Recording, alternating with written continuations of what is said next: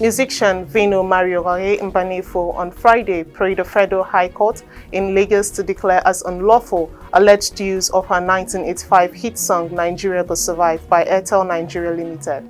Hi, welcome to What's Happening. These are the top 10 stories.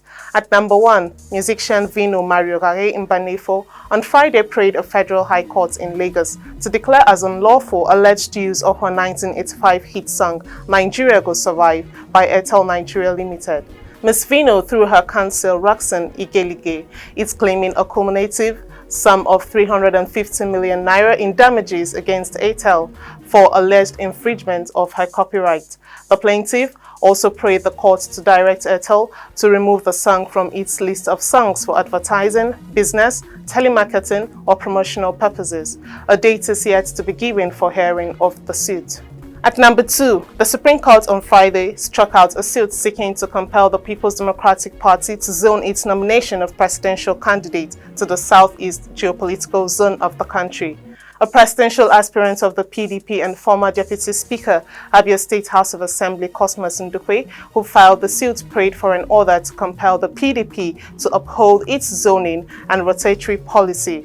The court, in an unanimous judgment delivered by Justice Adamu Jaro, struck out the suit on the ground that it lacked jurisdiction to entertain the suit, as nomination of candidates for election was an internal affair of political parties.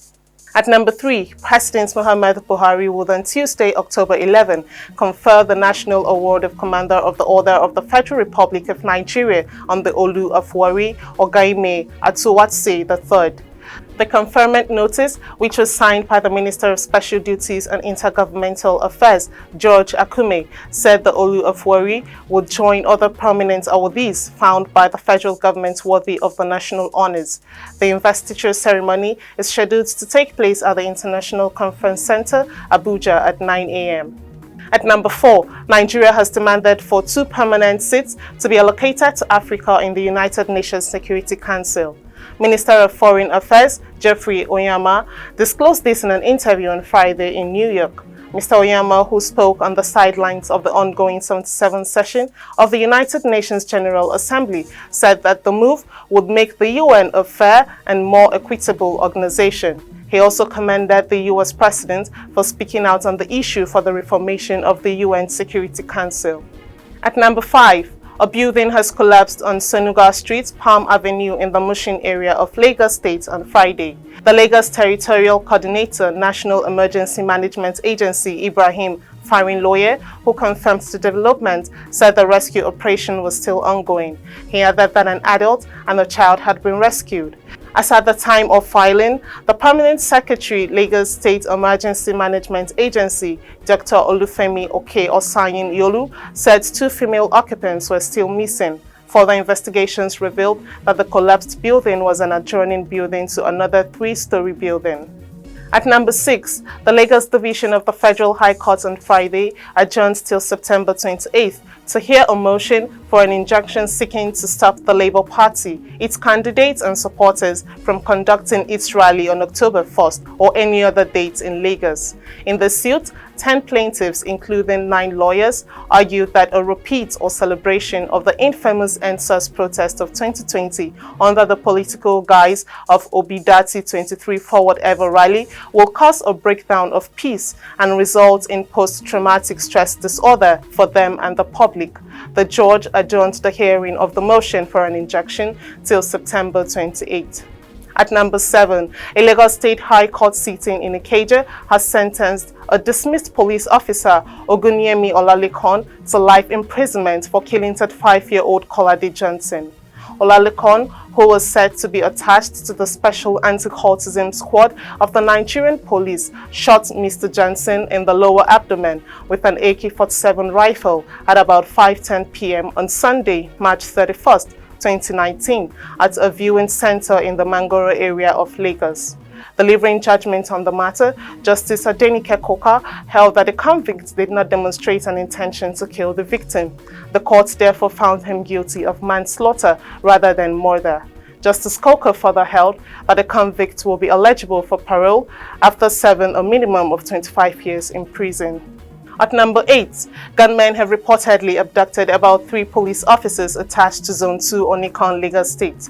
The incident is reported to have happened on Thursday afternoon when the police officers ran into the kidnappers at Wasinmi in Ewekoro local government area of Ogun State.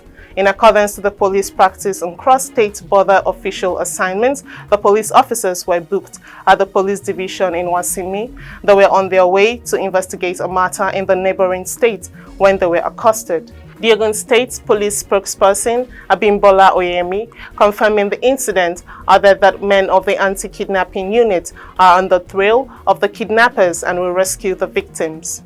At number 9, Sun Lijun, former Vice Minister of Public Security China, was on Friday sentenced to death with a 2-year reprieve for taking bribes, manipulating the stock market, and illegally possessing firearms. The court established the Sun received money and valuables totaling more than 646 million yuan by taking advantage of various positions he held between 2001 and April 2020. Mr. Sun was, however, granted a lenient sentence, considering that he had provided investigators with clues to other major cases. The court said that after the 2-year reprieve for his death sentence, Mr. Sun's sentence can be commuted to life in prison in accordance with the law, but no further reduction or parole would be given to him. Finally, at number 10, the Enugu State Police Command said its operatives have rescued 12 kidnapped victims. The victims were rescued along Ekwebe Agbo, Neke Uno, and Okpatu communities respectively in Enugu East, Igbo Etiti, and Udi local government areas of the state. In a statement by the spokesperson for the police command, Daniel Ndukwe, 2 of the male victims were rescued along Enugu-Opi Nsukka Highway, while 10 others were rescued in a forest at Okpatu, Udi local government area of the state. He added that all the victims had since been reunited with their families. The Commissioner of Police, Ahmed Amani, has consequently ordered the immediate deployment of more intelligence and operational resources to further contain emerging incidents of kidnapping, especially along Enugu-Opi and Nsukka Road. That's all for today. See you next time on What's Happening.